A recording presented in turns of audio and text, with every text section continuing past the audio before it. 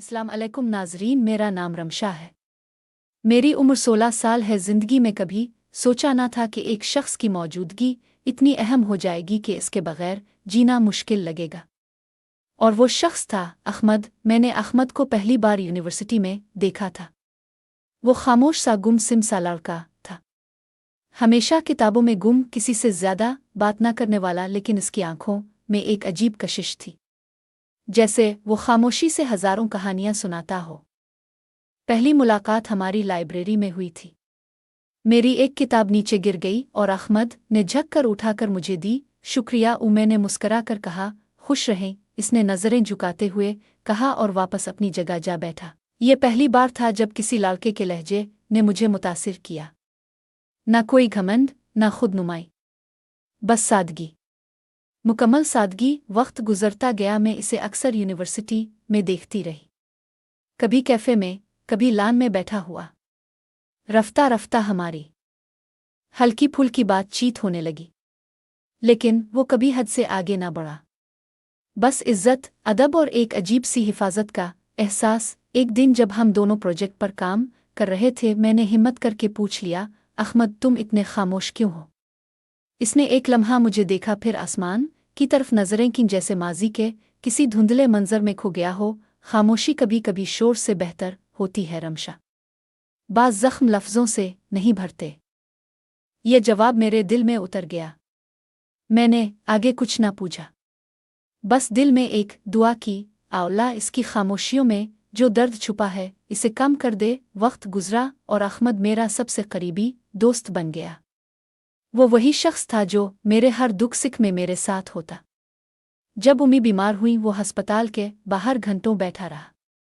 जब अबू का इंतकाल हुआ, वो मेरे सरहाने बैठकर मुझे हौसला देता रहा। मैं जानती थी मैं इससे मोहब्बत करने लगी हूँ, लेकिन मैं डरती थी कहीं वो सिर्फ दोस्ती समझे, कहीं मेरे जज्बात इसे खो ना दें।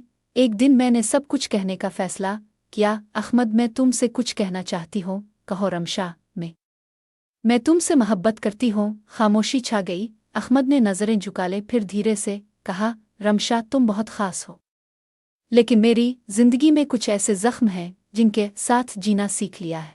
मोहब्बत मेरे नसीब में नहीं शायद, लेकिन क्यों मेरी आंखों में आंसू आ गए, क्योंकि मैं मोहब्बत देने से डरता हूँ। वो शख्स जो खुद को भी मुकम्मल नहीं कर पाया, किसी और को किया देगा।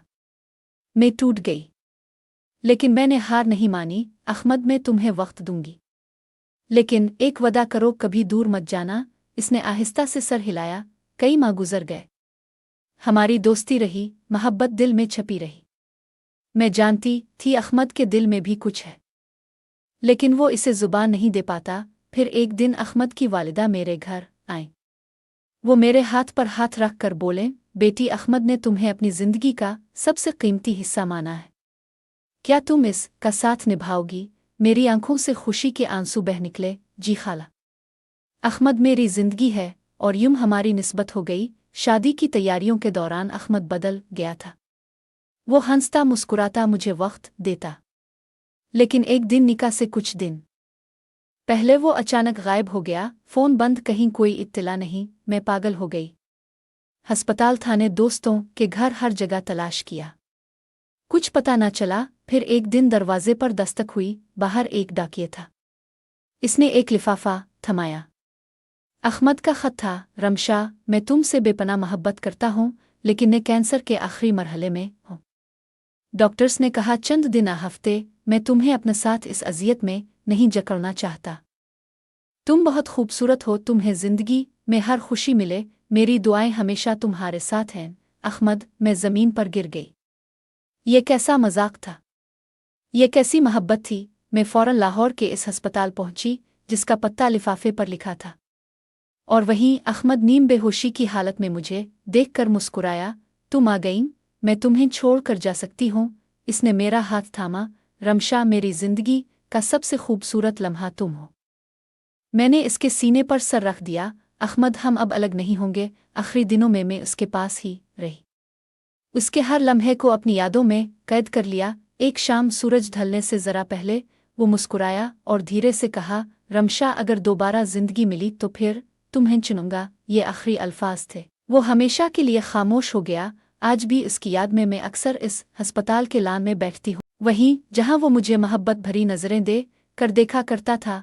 अहमद चला गया, लेकिन इसकी मोहब्बत मेरे वजूद का हिस्सा बन चुकी है। इख्तिताम। अगर आपको ये वीडियो पसंद आई तो चैनल को ज़रूर सब्सक्राइब करें। शुक्रिया।